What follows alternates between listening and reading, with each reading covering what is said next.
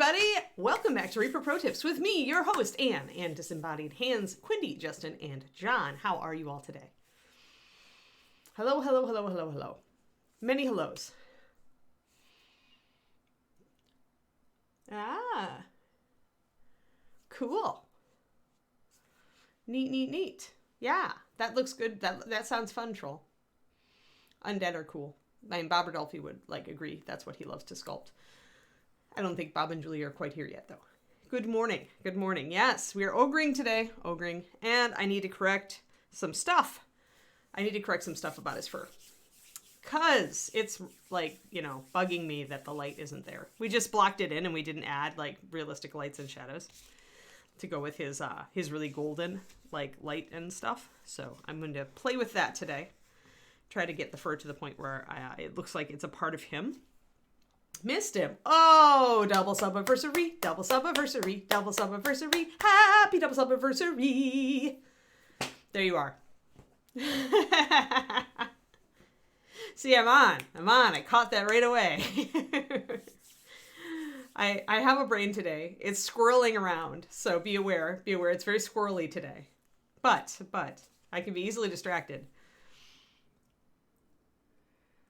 Oh, noes. Oh, noes. I'm sorry, Quindy. Talk about timing. Yeah. The Undead Minotaur is way cool. I agree. All right, let's see here. What paint do I need? I need brown. We were using oxide brown. That's going to do unpredictable things to my blue. But it is complementary, and that is one of the things you're supposed to use to dull down. I used hardsuit, didn't I? Not shark bite. I used a tealy color. Yeah, I used hardsuit with gray. That's right. I remember now.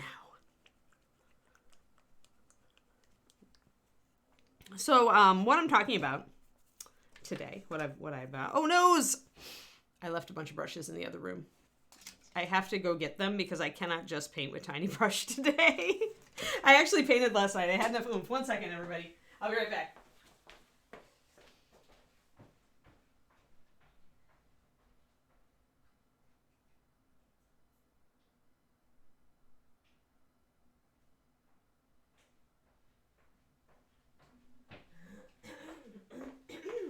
See, I thought I had it so together here, but totally not. This is Anne's day. This is Anne's day on drugs. Not really. I have no drugs today. My back is my back. All right, now we have brushes. Proper brushes. Excellent. Alrighty. So the problem with our fur is that it's not following the shading that we did, or the highlighting that we did on his skin. So we're going to change that today. And sometimes that just happens. You get into a groove because you're trying to work out, in our case, we were trying to work out a pattern and a color that would work. And we ended up just not tackling lighting instead of tackling lighting out the gate and then trying to do the pattern. And sometimes, sometimes you do it one way, sometimes you do it another way. But I'm going to mix up my blue again just to have it around so that I can touch up things. And I think we did a 50-50. I didn't actually. Might have done a 1-4. We'll find out. I have my notes for my skin tone on him, the skin tone mix, but the blue's pretty straightforward, so. Morning, Cranston. So we'll see how long my back lasts today, guys. It's been a little bit grumpy at me this morning, but I'm hoping to. I've been a little better every day, so hoping that with a stretch I will be good for most of the stream. We will see. We will see. It's just a fight. It's always like a few days to get back to normal after my back gets irritated. So, all right, let's get this going. I've got a 2-to-1 with my gray to hard suit. I'm going to see if that's close. Yeah, I did a 4-to-1. It's pretty easy when you're trying to match colors. This is why I say you should always just start with mixes of 2 colors.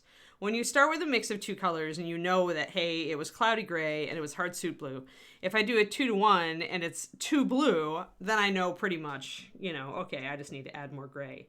Whereas if you try to mix a bunch of different colors together, then you can really get into problems matching because that's when you start to like run into, oh, I've got a little bit too much of that. Oh, I've got a little bit too much of that, you know, and it can be very small increments can shove the color a lot.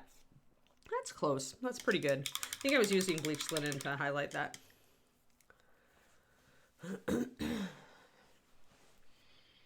Yeah, we'll see. I'll probably have to do several stretches today. We'll find out.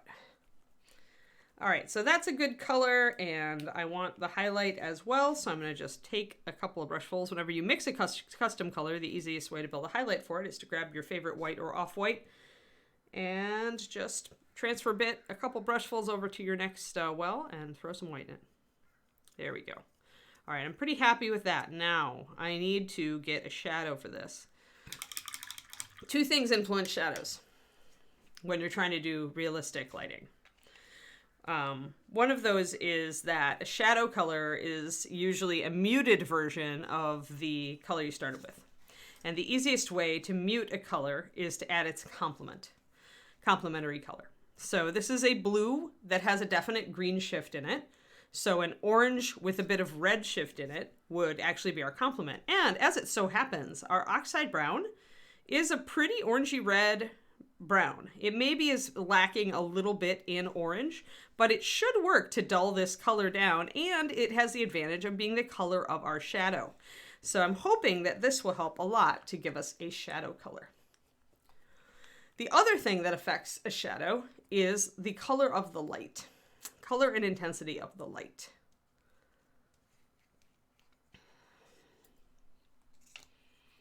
So let's just take, again, this is why I make a big puddle of my original color, because I know I'm going to want to play with it. So I know this oxide brown is super strong, so I'm really just going to start with a tiny bit there on the side of the palette. I'm going to mix it in to see what I can do. Yeah. So the portraiture books that I've been reading are actually really interesting in that they kind of make you think about shadows in a different way. A lot of times, and this is actually true of the Pentad series that I'm doing, a lot of times we start out just reaching for a darker version of the color we start with. But when you go toward more realism, that's not how you do it. You actually mix a totally different color for your shadow instead of just darkening something. So we're going to start with that, and I'm going to start bringing that in. I'm going to thin it down a little bit so I can bring it in increments. It's not a lot darker than my first color, so I might need to add a little bit more of something to darken it down, but we'll see.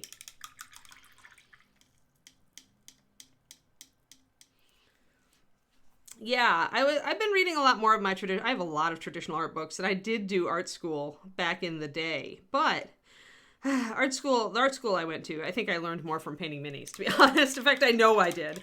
They weren't very strong on technique in the art school I went to. They were more about, express yourself, and that's great, but you really, need the foundation of technique before you can express yourself. So now I'm catching up.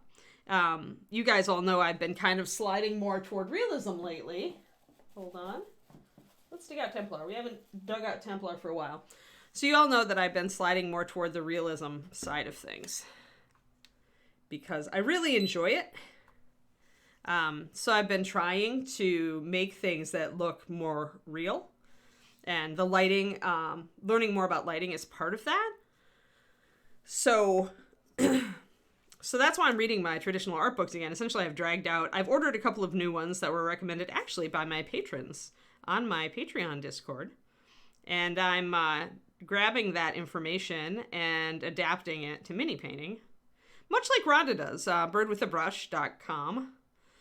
She also does Beyond the Kit show for us. But Rhonda definitely does a lot of traditional art in addition to miniature painting. And she likes to draw parallels and show you how to cross the streams with that. And I think that she's one of really the few miniatures artists really tackling that quite as well. Because she's really good at explaining stuff, is Rhonda. So I'm going to mix a little bit more brown into this. Now, usually when you mute a color with its complement, it will go a little bit darker. Not always. But it is a tiny bit darker. I still feel like maybe I need to go a little bit more. Yes, thank you for the Rhonda links. But yeah, adding black mouse is difficult. Is actually a really hard sell because black, I have learned over, painting miniatures, or sorry, creating the paint lines. I learned that black is a real corrupter of color. It doesn't just like darken a color, it kills the vibrancy of the color. So like it'll add this ashy tone to things. There are a couple of pigments that it plays a little nicer with. Like if you add it to yellow, it will go it'll make a very pretty olive green. Unless, of course, you were trying to just get a dark yellow, in which case you're like, oh no, is what happened. And that's where you get into pigment interactions, or color interactions, where black plus yellow equals green. Hi, Robin. So essentially adding black to darken, although it is something we reach for naturally, it does tend to be problematic with a lot of colors. You'll darken, but you'll also just kill it. You'll kill any vibrancy to the color. And sometimes you just don't want to do that.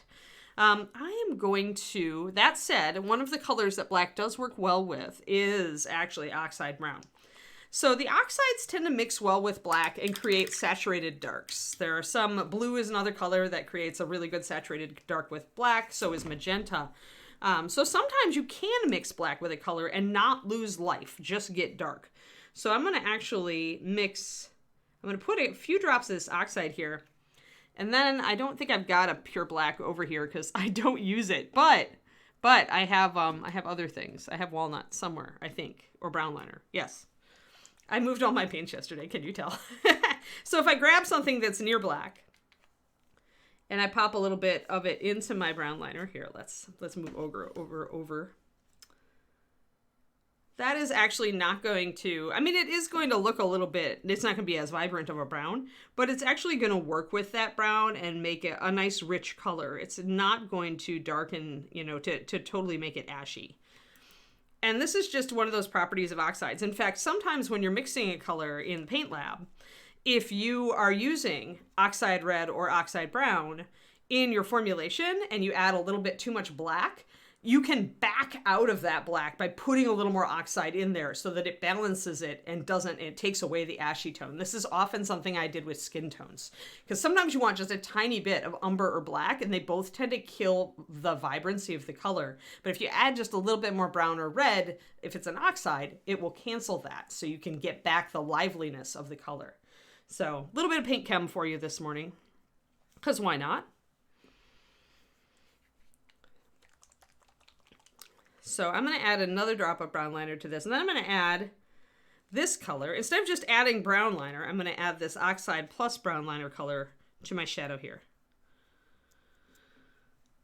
And see if I can get it a little bit darker. I'm just going to put my brush right in there. It's definitely taking it more brown now, but that's all right. Gonna pop more blue into it, I think.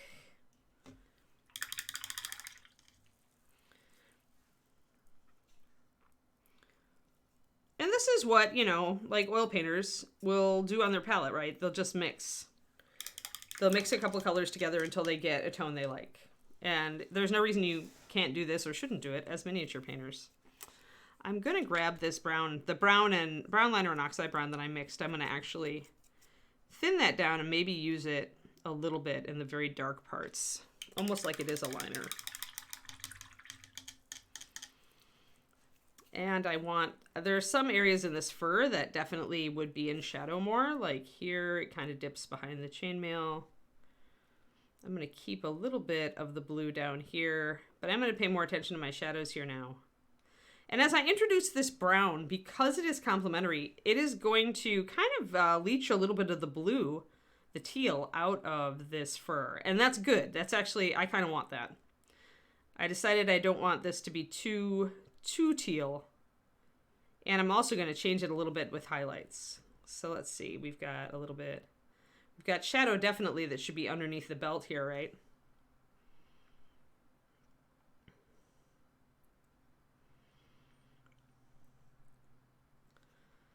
So I'm just going to take a little bit of this teal down by painting a little bit of this shadow color on the underside of stuff. There. And that is going to, that's a good step in the right direction, I think. My light's coming that way. I've got a definite shadow under this. A little bit of a shadow under that, a little bit of a shadow over here. I've got my blue still, so if I want to bring my blue color back or the highlight for it back, all I have to do is grab that and, you know, bring a little bit more highlight back if I want it somewhere.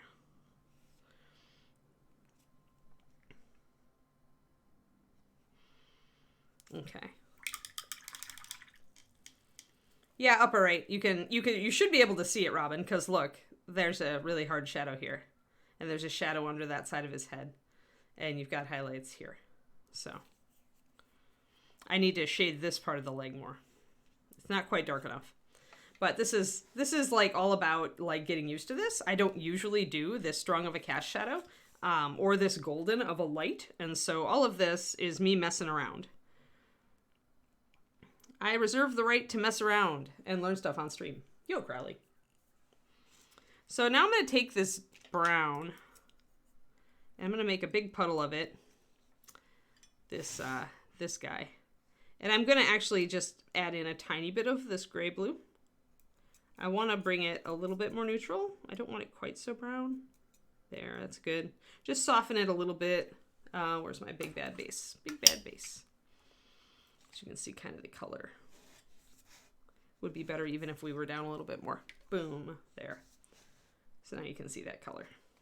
It's still a dark brown, but you see how it's not quite as dark. It's a little softer than this guy. Little, not quite as vibrant. So I'm going to try that.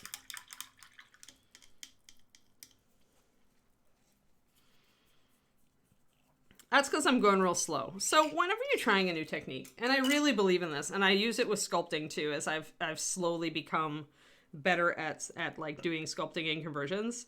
But I've always felt that if you just go slow and pay attention to what you're doing, and you have a reference photo, and you just like work it just a little bit, I've always felt that like it makes it easier. Like just don't worry about the whole end effect. Just kind of like do it step by step, just a little bit. And just go slow and pay attention. And I've always found that I have much more successful results if I do it that way. See now how I'm darkening down that area under the arm with this brown, adding it in. This brown is the same brown we used to create the shadows here. So it should work really well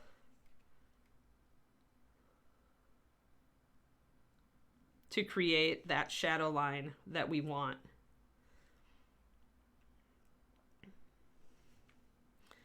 And that looks much more natural. So I'm happy with how this is turning out. Now, if I want to make a highlight for this color back here, if I want to make a cooler highlight, I probably need to grab my bleached linen and mix it with a little bit of this color, the grayed out color, which is the lightest.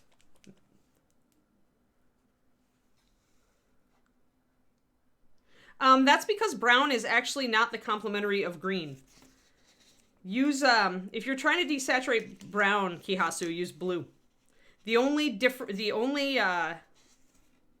exception there is if your brown is really red. But even then, this brown is a really reddish brown. Oxide brown, really red. And I'm using something that's more blue than green to desaturate it. So green and brown are not complements.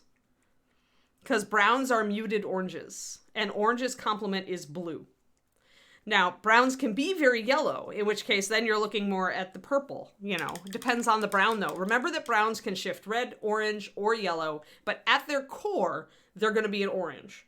So you're always looking at a little bit of blue. Like in this case, I'm using Hardsuit, which is a greenish blue, because I am using a reddish brown. But I'm not using a green. Does that make sense? Always look across the color wheel.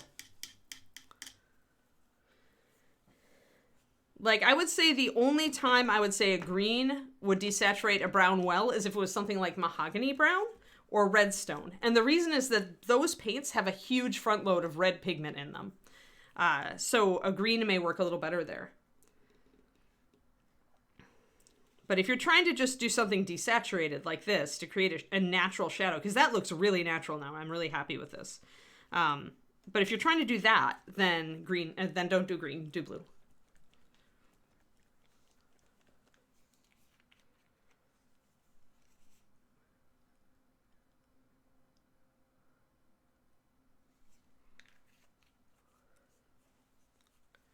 Green is a great desaturator for reds. So I use actually one of our most favoritist dark reds. Where is it? Dragon Red. Dragon Red is made by mixing a really vibrant red pigment, super high density, with phthalo green. So you get this beautiful, like, vibrant dark red out of that. But browns are a different thing. Oh, I see. Making them separate. Then try to make sure that you're using a reddish brown with your greens, unless it's an olive green. Then you got to mute it. And still probably you want to mute it out, maybe with a little gray. It really, without seeing the mini that you're having problems with, I have a hard time, like, troubleshooting.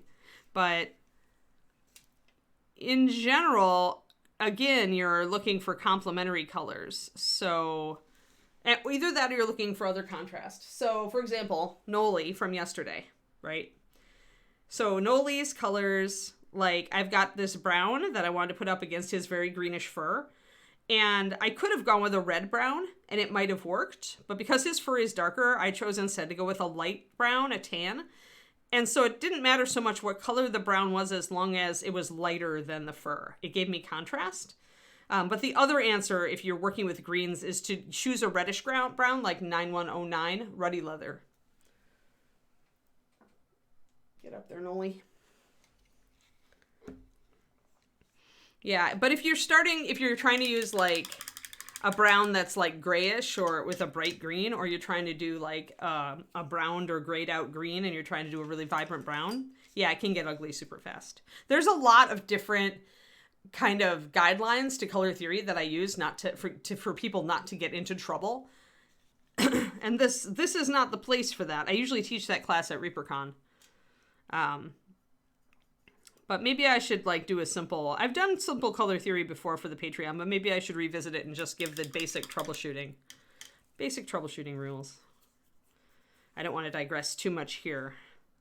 All right, so let's take that grayish color and add a little bit of bleached linen in it. It makes kind of a pale gray. And I'm gonna just bring back just a little bit of highlights back here. I might have to glaze it again. It might be enough. It might be that I just need to go darker as I look at this. Because I thought at first I might want some reflected light here, but I don't think that's working. So I'm going to actually blend it in with more gray. I don't want to lose my definition, but I definitely want the shadow here. And so I'm going to kind of shift back and forth. And again, this is, experimentation for me too. So you guys get to watch me screw things up and learn. So if that doesn't work, then I've got another option. My other option, if I want definition here, but I still want it to be in shadow, instead of adding in that kind of cold highlight, I can go darker with the shadow. So let's grab, this time I will actually reach for something that's near black. I'm going to add brown liner, but I am going to put a little bit of my oxide brown in it, just to make it warm. Hello, Paul. Paul John's Life is back.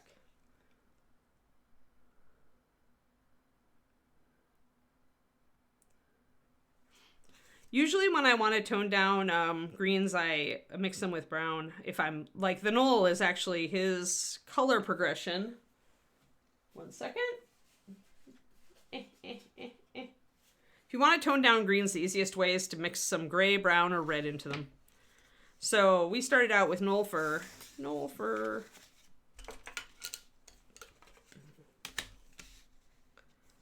Doing that. So I was using a pretty vibrant yellowy green. It was an olive, though.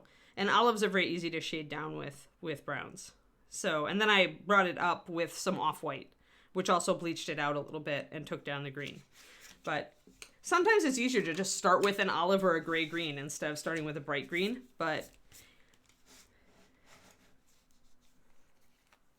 it depends on if you're trying to like teach yourself to paint just with like more pure pigments.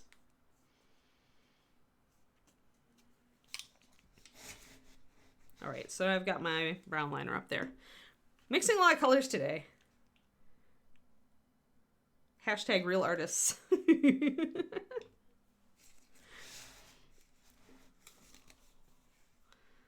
All right, so now we've got that brown liner. So instead of, to bring out detail on the side there where I put the shadow, instead of bringing up a reflected highlight, I'm going to go down with the shadow to emphasize the details over there. So remember, you can always do, yeah, sure, Kihasu. I actually just did a PDF on this for my Patreon, which is patreon.com/paintingbig. I've been doing a thing for the $5 tier called Pentads, where I talk about highlights and shadows. We did red, orange, and yellow, and this month's is green, and it'll be posted up. I'll have it finished. I have to do some proofreading and editing, but it should be done by Friday. And it talks about, like I do both a bright green and a more muted green, because I wanted to do both.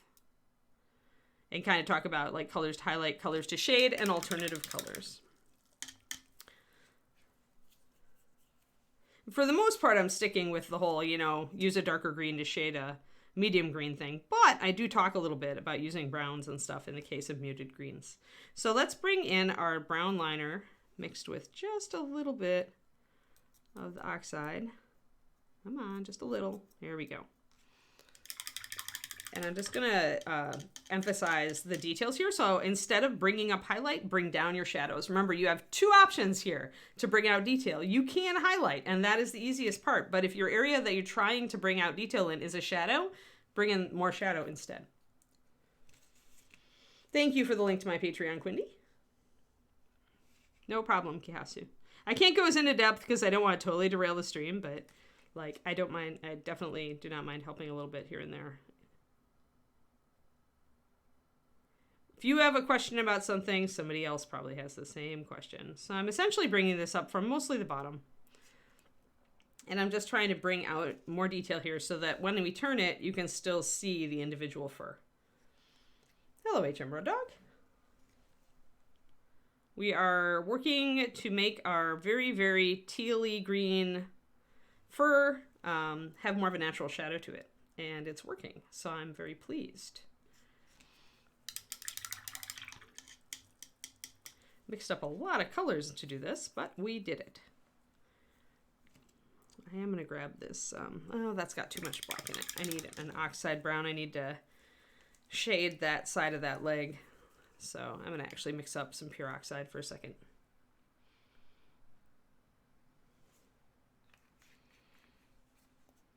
Adjusting stuff now.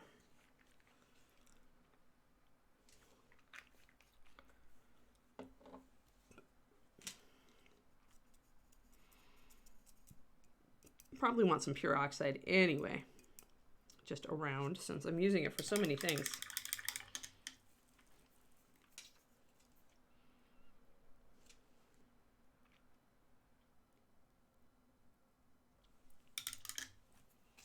Heavier shadow here.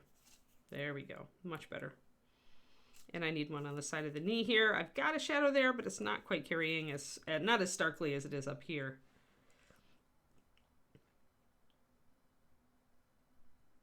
Oh, good, Kihasu, actually.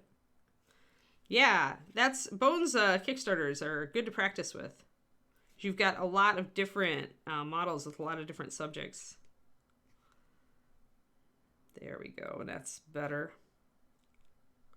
A little bit of shadow here. A bit of shadow there. Just real dark.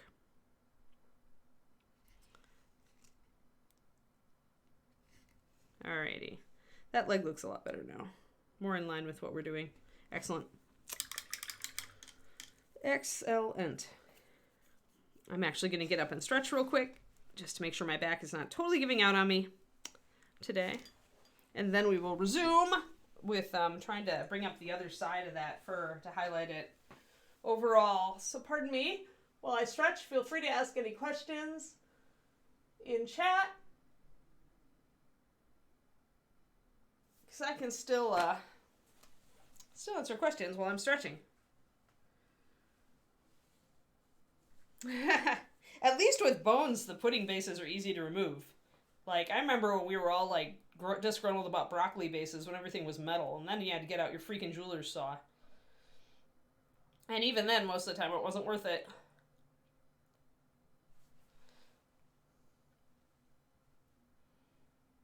Alright, gonna do a little bit of a stretch, and then we'll go back.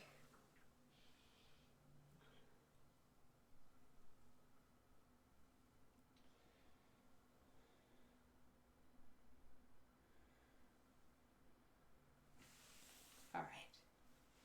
Good deal. One more stretch toward the ceiling. Oh, always get up and stretch, people. Alright.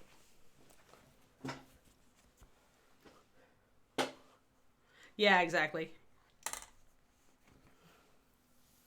So things have improved. Things have improved. Boop. Alrighty. And I think I'm going to need my ogre skin because it is a component of that golden light that I've got going on. So I need to actually use it on this. So we're going to mix the highlights because the light is definitely yellow in this. It's definitely like afternoon light. You can look up examples online of how the light temperature changes throughout the day. It's very blue and harsh at noon, but then it slides down toward warmer tones, both in the early morning and the late afternoon. And so we're going to kind of work with that. I've got a hair on my mini. And I'm going to mix up a little bit of a highlight with this Ogre flesh. Oh, and that's right, I had a little bit. Well, I'm going to work with that. And then my bleached linen here. I kind of make a pale yellow highlight off-white. So like that. Really pale. Because that feels like this color kind of to me.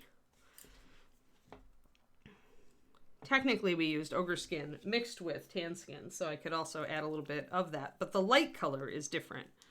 So I'm more interested in using the yellow. Oh no, bulldozer. Yeah, I've been there. Did your stretches. I hope you did your stretches before you shoveled the 10 inches of snow. Because, you know, you're supposed to warm up before you do that stuff.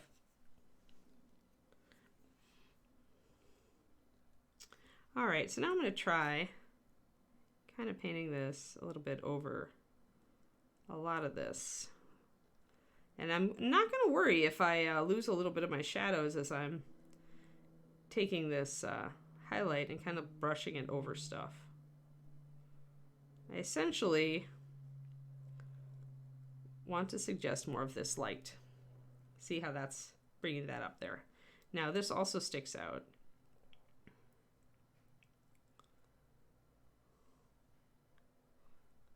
Over his stomach, so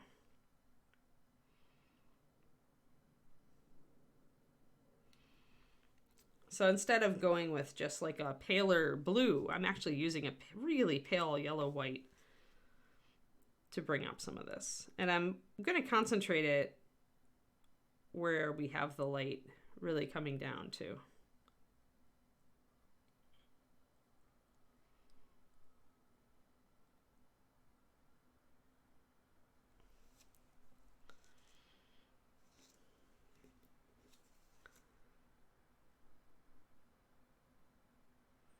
Yeah, lately I've been able to do a whole stream with, and I've been stretching at the beginning and end of streams.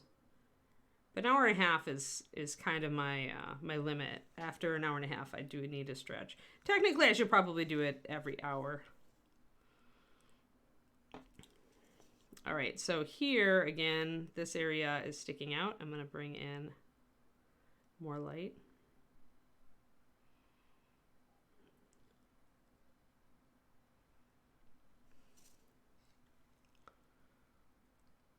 So that we can feel a little bit more, get more of an idea where that light is.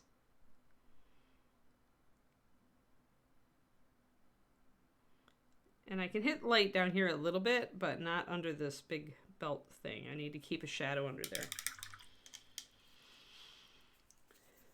So I'm going to reach for my weird reddish teals that I mixed up. And make sure I've got that shadow. And if I need to check it, I don't know where my little light is. I guess I can just use this. I'm going to hold up the mini to this area and see where that shadow falls, and that's about right. Use a small directed light, use your phone, use your overhead light or whatever to check where your shadows are. I'm going to grab this really dark brown and shade underneath that.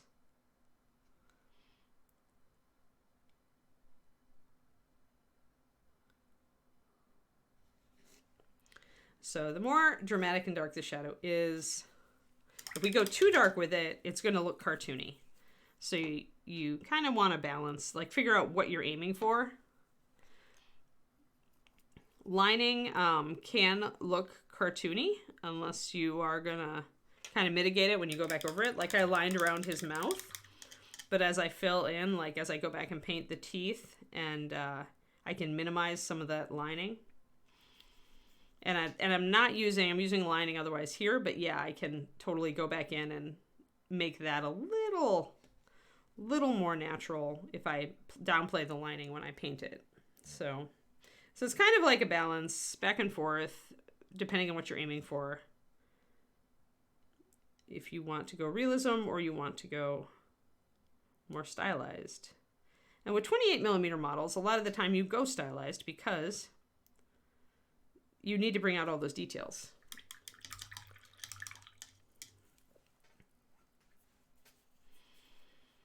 So this looks a little bit better now.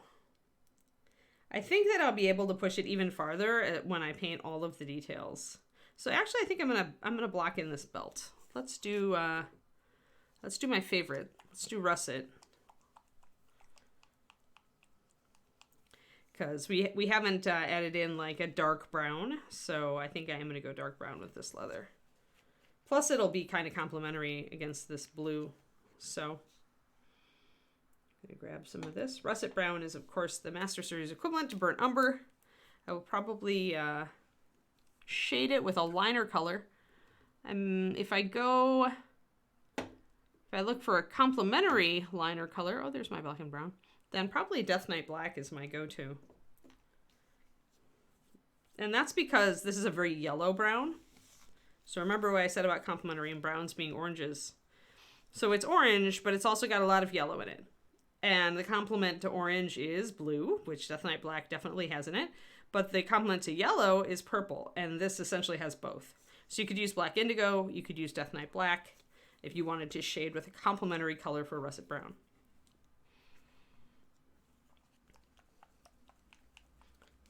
Yeah, my back is a little dicey today. We'll see how far I get.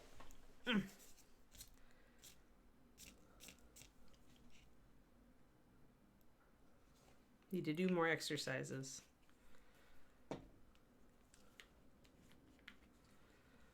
Thin it down about 4:1. Russet brown has really good coverage. If you don't have russet brown, I suggest picking it up. I consider it one of the most versatile dark browns we have, along with 9137. If you read my PDFs on my Patreon, you will see that because I'm constantly recommending these colors. Good neutral dark browns are some of the most, they're just like they go with everything. There's nothing that a good neutral dark brown does not go with. They go with everything. So even though I've thinned this, it's given me a nice solid color. And I definitely want to keep it dark. Go real dark with it. So I'm not going to highlight it up a lot. If I highlight it, I want to definitely avoid going with colors I've used on the Ogre himself.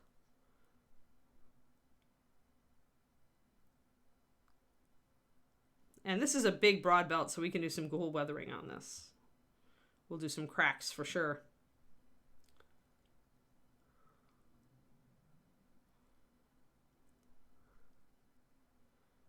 Maybe I'll use my new favorite color, the Griffin Golden Brown. I added a few. Actually, I discovered that I love the Elven Green color in Bones. So I'm totally keeping that around in my set O colors I reach for now.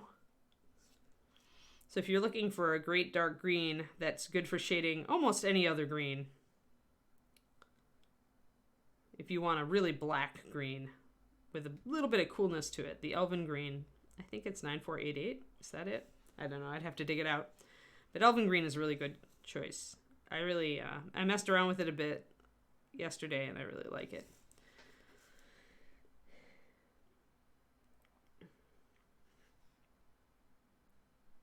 Alrighty.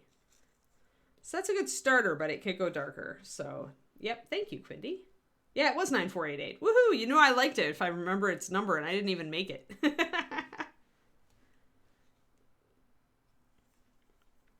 Yeah, Elven Green, definitely recommend. Very, very nice. I really like black greens. I like really, really dark greens.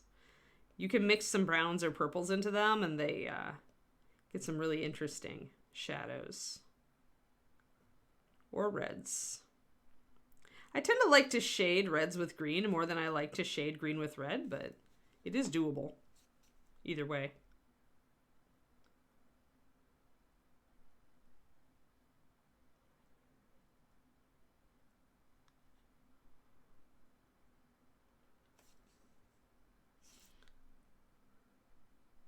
Remember to always base coat with a lot of paint on your brush. That's how you get an even base coat. I just did a video on that for my YouTube. It should be public now. But my patrons got to get it first. Alrighty. Excellent. Good morning, Daffodware. Yeah, we're going to do it, Shadow Raven. I mean, the way that belts wear is they crack. The leather cracks. So you end up getting lighter cracks. And this is big enough, barely big enough, to do that kind of effect on. It's kind of like we did with the Knoll, but we can do a lot more realistic one on this because he's not so small. This is one of the textures that you can pull off to some extent at 28. It tends to look a little out of scale, but I think this belt is fat enough to not look totally out of scale with it. Hello, Dr. Arcade TV. Welcome. We are working on our Ogre. We're working on kind of changing up his color a little bit. I did his fur, and it turned out really blue. Oh, I haven't corrected it in the back either. I need to do that. Well, I have all my colors. But his fur was way, way too kind of bluish gray, and we didn't have a natural shadow on it. So today we were shading with complementary colors. So we used some brown to create a new shadow for our fur. Yes, this is a company. Reaper Miniatures. They're the ones who make Master Series paint, along with a lot of miniatures, including this Ogre. So, Reaper. Oh, except the Reaper logo isn't on my little card here. Oops. Anyway, yes, we're Reaper. And I'm Anne, and I made their paint line. I created Master Series paint, and then now I work part-time for Reaper doing this stream. Every weekday morning. So today, we're working on some shading on this fur.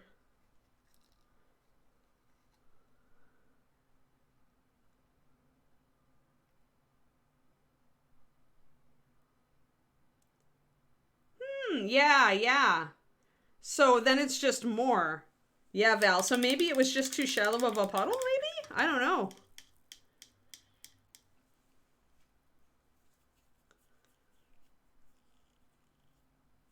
Yeah, we do a lot of different streams, Dr. Arcade. So like Luca from Miniatures Den, he does a stream for us. And then Rhonda on birdwithabrush.com. And then there's a couple others. Yeah, because it's a company channel. We have a lot of different people. So I take the morning stream, and then some, like yesterday, Luca follows up. Like on Wednesdays, he follows up on me. And then we have another show called The Crow's Nest with Michael Proctor, and he does interviews with sculptors and stuff like that. Yeah, there we go. Oh, thanks for the resub, Pavnik. Yeah, so yeah, Luca is on here on Wednesdays. And I am here every morning at 11:30 a.m. USA Central Time. Reaper is in Texas, so that's Central Time, United States. So I tend to give all times in that time zone. So I want... Oh, wrong side, Anne. It's easy to lose track of where your light source is when you're working on the back of the model, and sometimes you do what I just did and totally put in a shadow where your highlight should be coming. But that's not a total loss, because his arm here would totally be casting this shadow, and probably we wouldn't get the highlight until here. So I'm still okay, even though I made a mistake. Miniature painting is more forgiving than you think it is. Yeah, Luca's awesome. I love his comic booky style. His minis have such pop. He's like got this, he's the master of the pop.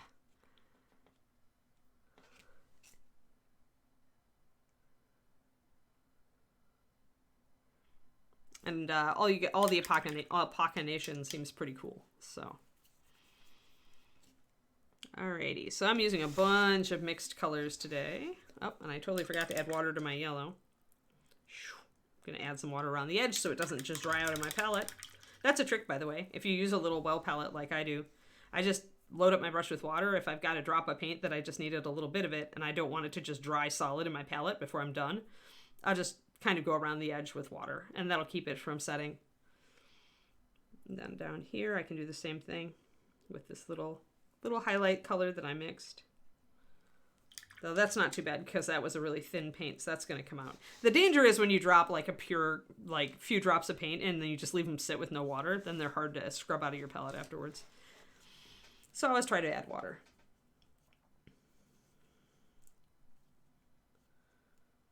Interesting. Weird. Yeah, he's definitely, well, you know,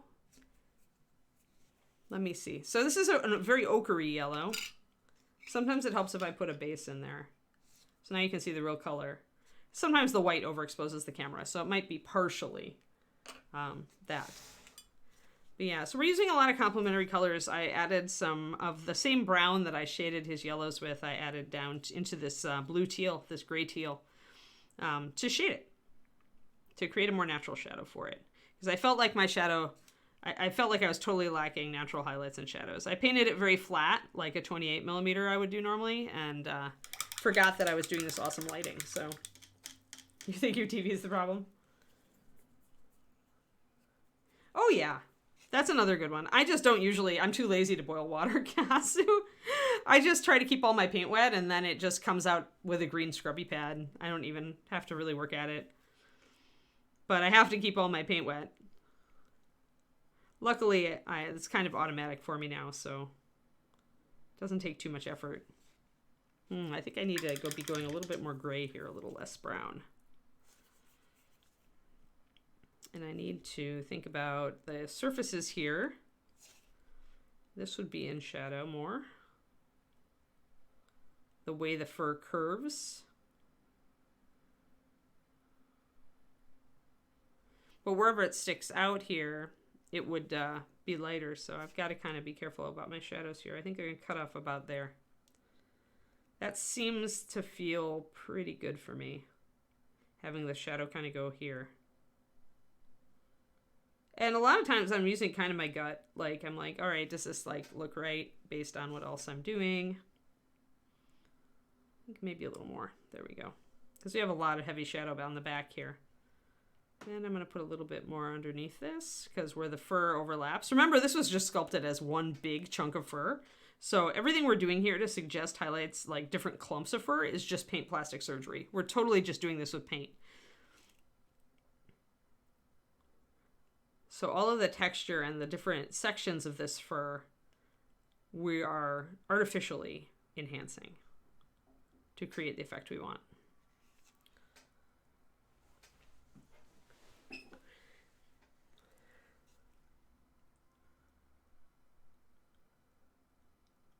Yeah. Because he's definitely a yellow ochre. A yellow ogre. He is a first edition Dungeons and Dragons ogre when they were definitely doing a more yellow skin tone for ogres. So this is entirely to please our art director, Ron Hawkins, who is a huge fan still of D&D first edition. So He is very happy when I paint things like D&D First Edition monsters. All right, so that's nice. That's got a nice shadow here. So now I'm going to take a little bit more brown and hit the shadows, the darker shadows, to mute out this gray.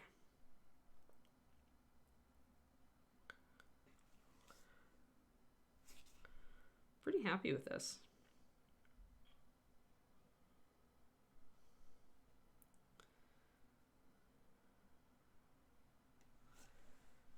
Yeah, that's looking pretty good actually.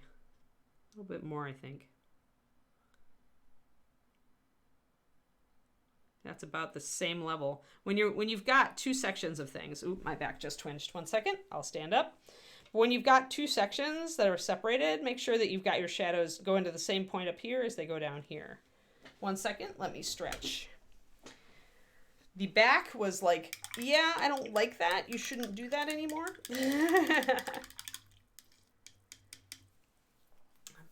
Quick stretch, and then we shall see if I am good to keep going. Come on back, you can do it.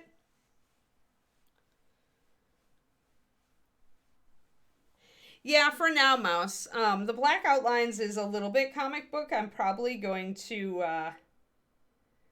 yeah, it's a lot like, you've caught me, Mouse. This is a lot like the Borderlands art style.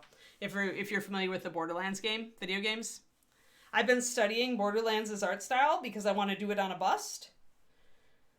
And so, this is kind of a trial run, although some of the techniques I'm using are not very comic book. I should be doing more cross-hatching and more black work if I wanted it to be straight up comic book. You know what? I think I am going to discard this and just kneel. There.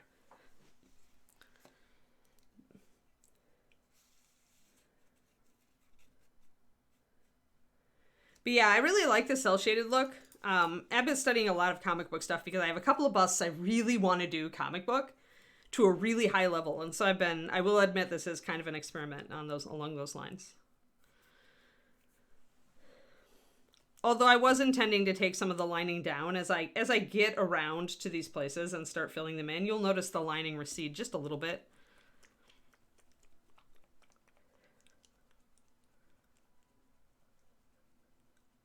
Yeah, I think so too, right? It's taken me longer than any tabletop model should. But partially that's because this is the first time I've tried to do this. It isn't the first time we tried to do a dramatic lighting effect on a big model. I feel like ogres and trolls and stuff are the best ones for this. So like Rock Troll, hold on, let me grab him. Rock Troll was the first time I experimented with this. I did a really fast wet blend with the wet palette to bring in really dramatic shadows on him. And he turned out really well. I love how Rock Troll turned out.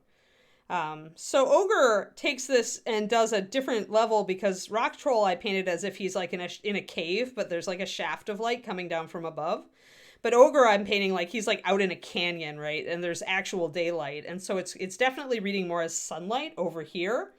And it's reading more as like, you know, kind of shadowy, but there's like one strong light over here. Yeah, I love Troll. Actually, this is one of the models I decided not to give to Reaper because I just really like him a lot. His lighting is just really good. So he's really cool and the crystals turned out great. And yeah, I love Rock Troll. Rock Troll is good. And he's also one of the only models I painted entirely with the wet palette. Which I don't usually do because the wet palette frustrates me a lot. I don't like that I can't control the water content as well as I tend to. I'm a control freak. I like to precisely control the amount of water in my paints. I can use the wet palette, but it's just like I'm grumbling inside my head all while I'm doing it. I made myself learn to use it to be effective with it as a tool, but it is not my favorite. I prefer the well.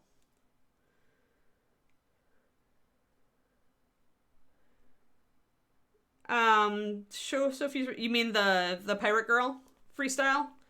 I put her away. I was frustrated with her and I just didn't want to. Oh, sure. This isn't ochre yellow, remember. It's not a really bright yellow. Here, let me give you a black to balance against. So now you have white and black.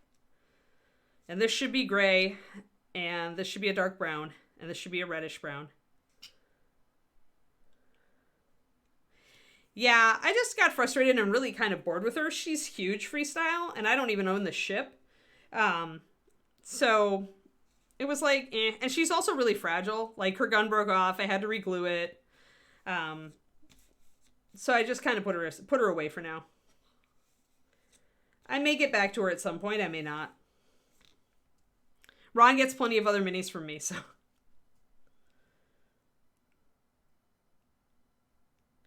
Cool. Yeah, I really love my 28 well one because they're so small. Like, you know, they're one finger of distance. And so I'm going to bring in some of this Death Knight Black, which is, I wish it was a little stronger, like with the black, but it is a beautiful color. So really, I'm not going to complain too much. It's a black indigo liner. And for those who are not used to MSP, liners are more translucent colors. So they make really good shading colors. And you can vary the weight of the line that you do with them just by thinning more or less. So I always thin them a little bit. But if I want more of a shadow and less of a liner, I will start adding more water. So like lining consistency for me is usually about a 4-to-1 or 5-to-1 if I want a strong line out of a liner. But then if you add in a little more water, they go translucent really easily. And this one is a beautiful, you can see the indigo color, right? It's just a very pretty color. It's a really nice, natural, cold shading color. So this is Death Knight Black, and I believe it is in the Gloom and Grave Fast palette. So it's a fast palette color. So it's available in a box set of 6, and I really recommend the Gloom and Grave Fast palette. I think the colors in it are super, super useful. I use a lot of them. We painted a mini with, I liked those colors enough that we painted a mini entirely with them. So the Gloom and Grave Fast palette, Mr. Necromancer here, he was painted with those colors. And nothing else, except, no, actually nothing else. I think I pretty much stuck to it. But yeah, so it's a really cool color palette. And Death Knight Black was the black in that, on that model.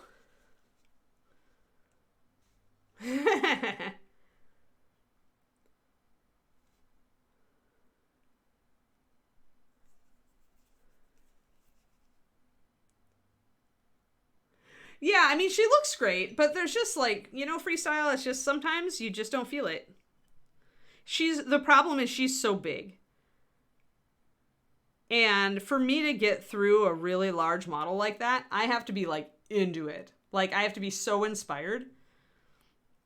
And she was a really cool way to kind of research. She was a good impetus to research like weathering on wood, like figureheads in general.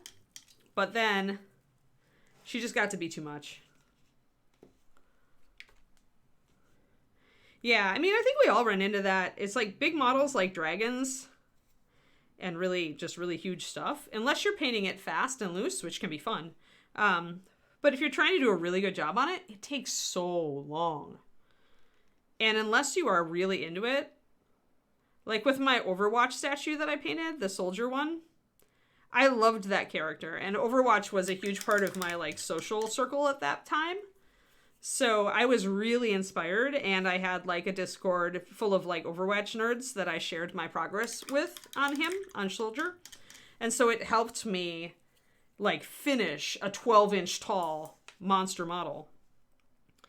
But otherwise, getting through a Maldrakar or a really huge mini like that figurehead, if you're trying to do a super top job, it can be very difficult. Very, very difficult. You know what? I'm going to bring this base back in because I feel like maybe, yeah, I can see that shadow and can see that cold shadow a little better now. So I'm kind of grabbing a little bit of my russet. I'm blending these two together while the Death Knight is still wet, just to kind of get a more organic look. I could thin my Death Knight down a little bit more. But we're going to darken it down, and then we're going to weather it. We'll probably get to weathering it next stream, I'm betting, because any videos on leather? It depends on your scale a lot. Like I was saying, we're going to be doing leather on this guy, Mouse. I haven't done it. I think I haven't done like really good cracked leather for a while. Not for a few years. We did one on, there was a fire giant that I did his shoulder. Otherwise, most of our leather is just going to be at a much smaller scale because I don't work on a lot of big models. So just little bits like this, like the leather on Knoll.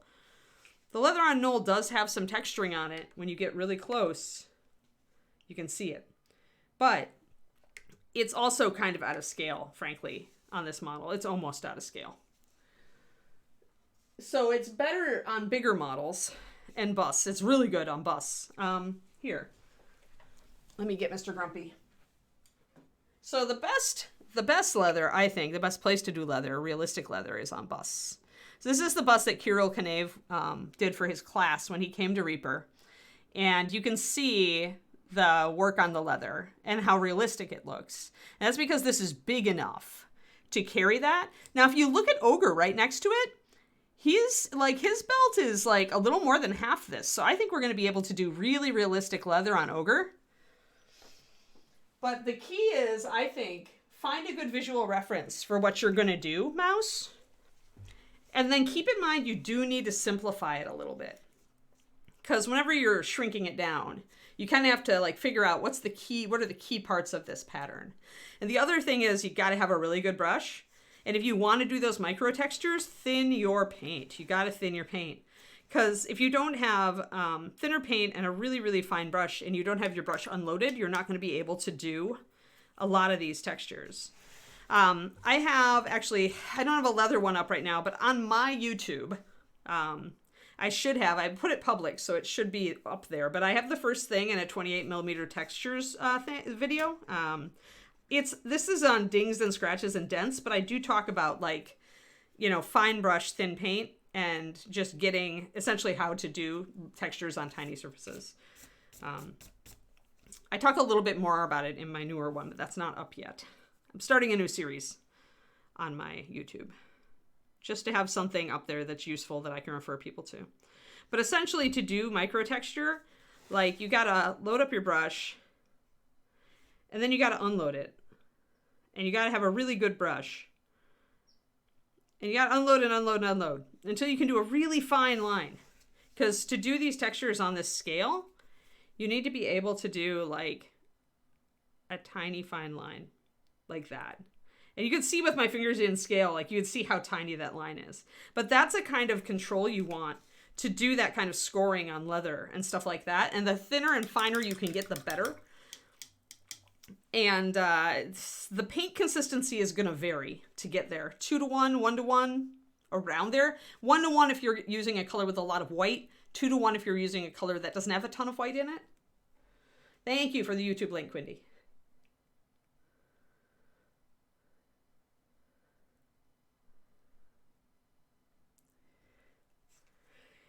It's just a process. Like, you break it down. Because, okay, so there's several key factors on Mr. Grumpy.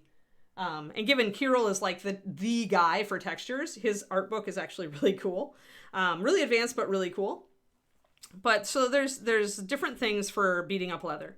One is you're going to get a scuffed edge. And if you Google like beat up leather belt or something like that, you're going to find references that show you this. So the edges are going to scuff and turn lighter. They're going to go to the original color of the leather, which is usually a beige.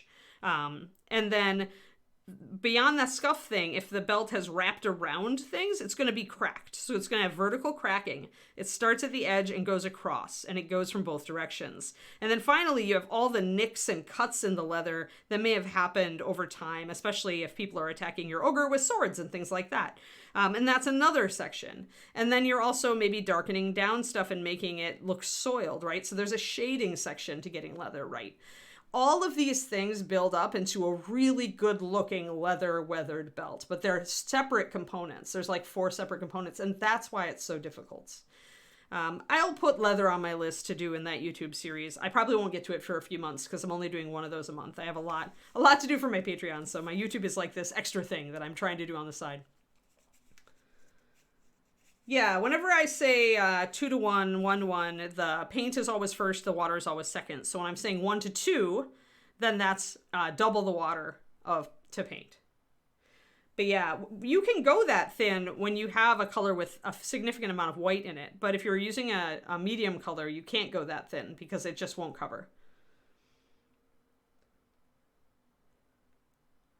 Yeah, also around the punch holes. You're right. You're right there, Kahasu. So, I mean, my best advice is kind of like look up some pictures and figure out, okay, what part of this can I do at the scale I'm working at? Because if you're working at 28 millimeter, maybe you can just do the scuffed edge and maybe a couple of nicks and you're going to be fine. But on a bigger model like Ogre, I can definitely do those whole like cracks. I can do the cracking. I can do some weathering, stuff like that. So textures are very popular right now, and they're popular. People are starting to use them more for 28, and there are definitely textures you can do on 28, and then there are textures that just kind of look wrong on 28, because you just don't have a lot of room. But when you get bigger, like with this guy, that opens up a lot.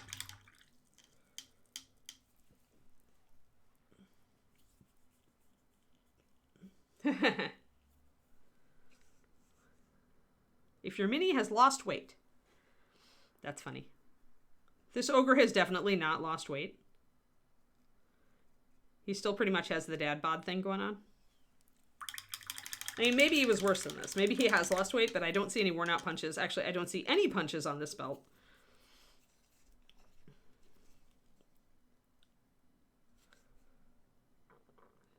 So it seems there's just one punch, and he has managed to maintain his weight. As so many of us do not, myself included. There we go. So I'm taking this Death Knight Black, and I'm just adding this deep, see that dark shadow there? And that's because this is an overhang. And even with light coming down, especially with light coming down, there would still be this dark shadow underneath this fur because the fur is sticking out.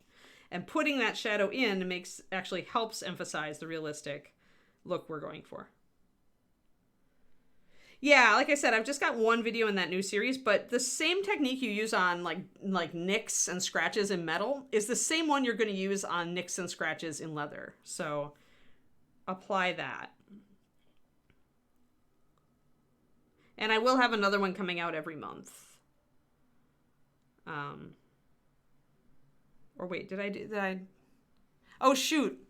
I was thinking of the wrong thing. Crap. No, I didn't put that one on YouTube. Arg, I'm sorry. No, I'm sorry. I'm sorry I'm doing too many new things. I'm doing way too many new things. The Patreon is the $2 textures. My apologies. 28 millimeter textures is on the $2 level of my Patreon. So you don't have to go to the YouTube. I'm sorry. I started a basics series on the YouTube. Although I do have a lot of videos of my past streams on the YouTube, and we do some advanced stuff in some of those. But I'd hate to have you like watch all those suckers. Sorry about that. Really sincerely sorry about that. You can tell I've got too much on my plate when I'm forgetting like what I have where. Oof. Need more brain cells, please. Yes, I did. Actually, you can find that on my YouTube. We painted Slime Kitty for Halloween for October. So Slime Kitty is a transparent resin print. And the green and all the details are entirely stuff we painted. So if you want to know kind of how to work with transparent minis, this you can find on my YouTube. And it's a whole hour-and-a-half session that I was working and painting the Slime Kitty.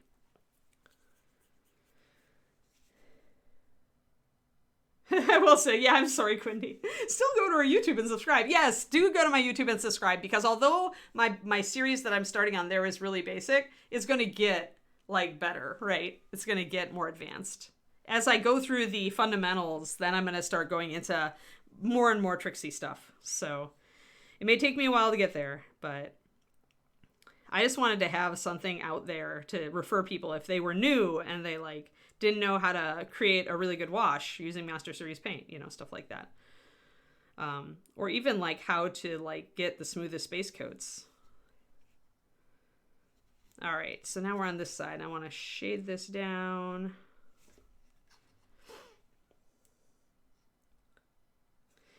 Yeah. I have so much content. It's so much everywhere. Like, if you honestly want to go and just mouse watch the VODs of this show, you'll see me do a lot of this stuff, but there are a zillion of them because I've been doing this for over 3 years now, and all of them are on the Reaper YouTube except the most recent ones. So if you go to the Reaper YouTube and you look for pro tips, Reaper pro tips, that's all me. And we're doing a whole bunch of different minis, and I do a whole bunch of stuff. The only thing I don't do on pro tips usually is I don't do super, super advanced stuff like this. Now, this is something you can find on my YouTube. I did the Sky Earth. I was working on a lot of this Sky Earth on the YouTube. I think I was doing the face partially on the YouTube. Those streams should still be on there. So, Templar girl, still work in progress, but she's on there. So, overall, you can find a lot of technique stuff from me on YouTube, either under Reaper Miniatures YouTube or under Painting Big. But I do a lot of stuff for Reaper. Yeah, no problem.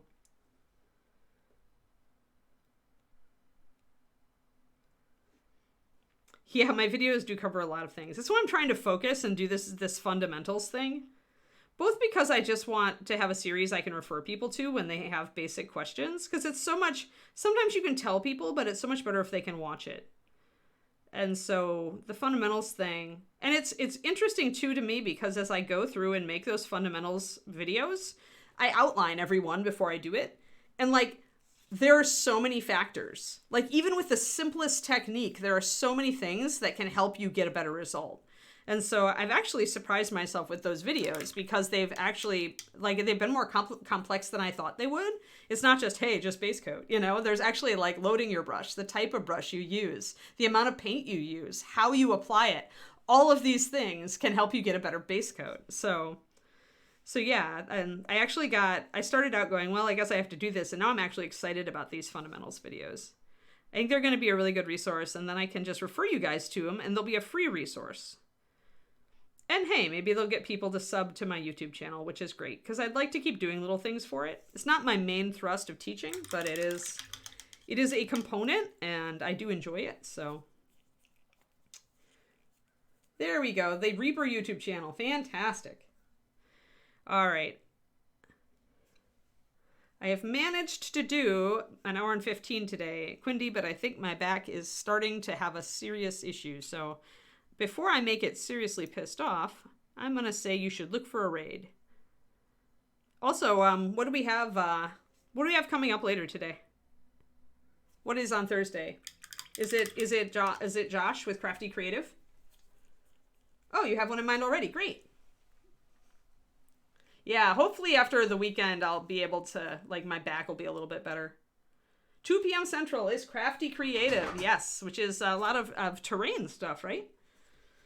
It's our terrain channel.